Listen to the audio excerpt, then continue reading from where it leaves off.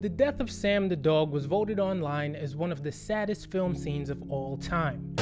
Sam is Neville's trusted partner and only friend during the end of the world. In the book I Am Legend, Neville doesn't meet the dog until much later in his journey, nor does the dog play as significant a role as Sam does in the movie. In the movie, Neville receives the dog from his daughter before her and her mother die tragically in a helicopter crash.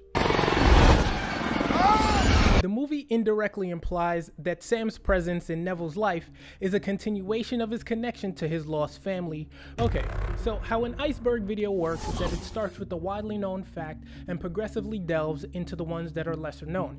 The first one I shared actually isn't something that everybody knows, but I wanted to kick things off with something you may not have known as a sort of promise that these won't all be generic facts.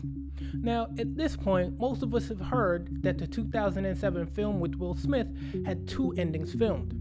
In the theatrical ending, Neville discovers that his serum is effective in reversing the infection. As the Darkseekers breach his lab in a final attack, Neville realizes the importance of his discovery and decides to sacrifice himself to save humanity. He hands the cure to Anna and Ethan and uses a grenade to kill himself along with the attacking Darkseekers. This allows Anna and Ethan to escape with the cure to a survivors colony in Vermont. However, the alternate ending followed the book's twist more closely. In this version, during the final confrontation in his lab, Neville notices the alpha male Darkseeker's desperation to rescue the captured female. In this moment, Neville realized that to them, he is the monster. He returns the cured female to the Darkseekers, who then leave peacefully. Instead of sacrificing himself, Neville, along with Anna and Ethan, travel to the survivor colony, carrying with them the knowledge that could bridge the gap between humans and Darkseekers. The 2007 movie is actually the third feature film adaptation of Richard Matheson's novel, but it's the first to use the same title. The previous films were Last Man on Earth starring Vincent Price and The Omega Man starring Charlton Heston. In the beginning of the Will Smith version, while the doctor is being interviewed about a cure for cancer, there is a news ticker at the bottom of the screen with the headline, Shaquille O'Neal to announce his retirement at the end of the 2010 season. Basketball seasons are typically referenced by 2 years, 2011, 2012, 2012, 2013, etc. However, if we acknowledge that Shaq's retirement at the end of the 2010-2011 season was the 2010 season, then the movie predicted Shaq's retirement 3 years before it happened. Guillermo del Toro was Will Smith's first choice to direct I Am Legend.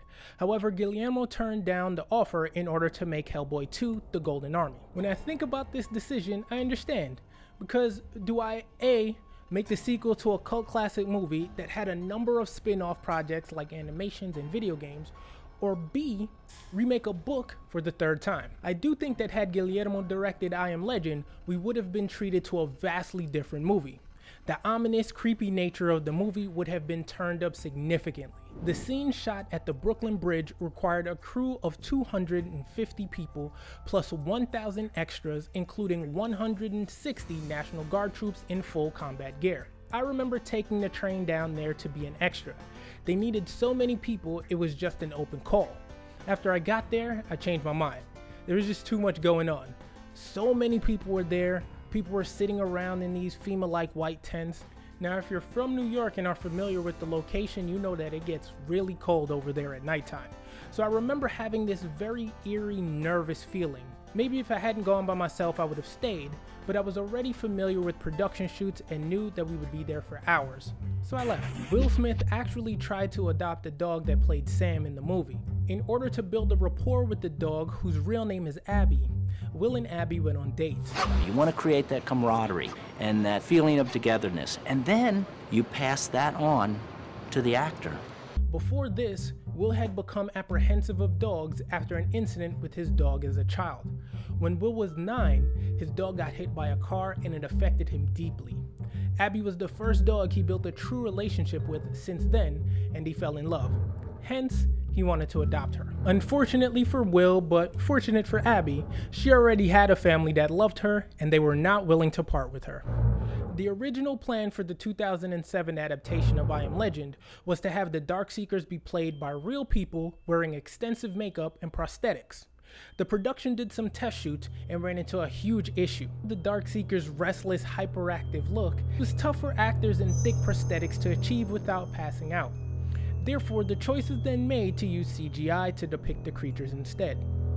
However, the tight production schedule made this a difficult task and led to inconsistent designs among the creatures. 2 of the 3 film adaptations took liberties with the interpretation of the book's monsters and their origins. In the book, the creatures are essentially vampires. A bacterial infection caused a pandemic and transformed humans into vampire-like beings. They possess vampire traits, like being repelled by garlic, they can't tolerate mirrors, and are vulnerable to stakes through the heart. Some even retain their intelligence and can speak, while others are mindless and bloodthirsty. The infection resulted in 2 types of vampires: the living infected humans who transform into vampires at night but remain somewhat normal during the day, and the dead who are reanimated as undead vampires. However, the Omega Man interprets them as mutant humans turned into nocturnal, albino-like beings by a bioweapon.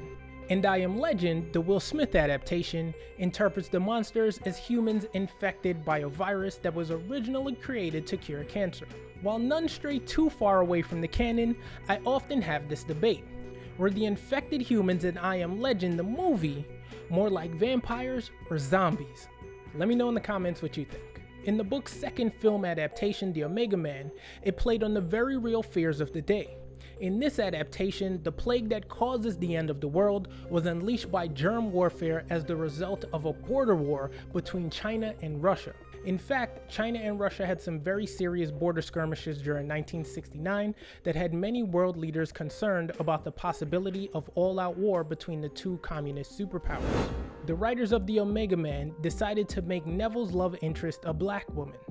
It was a direct challenge to cultural norms, as interracial relationships were still controversial in the 70s. In 2024, they'd be accused of being woke and inundated with DEI consultants.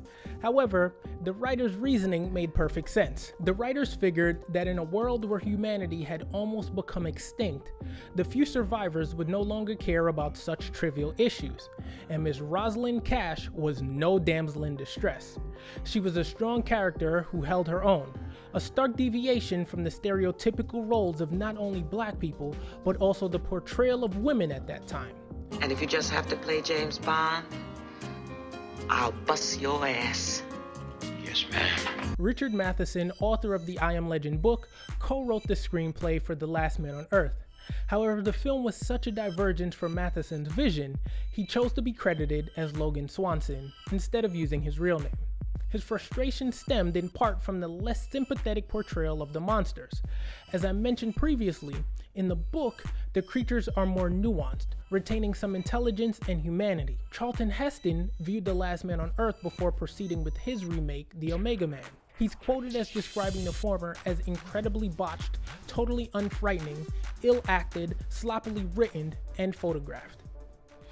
The book's ending is a major shocker. It turns out the vampires are forming a new society with their own social structure and customs, and Neville is seen as the dangerous monster threatening their existence.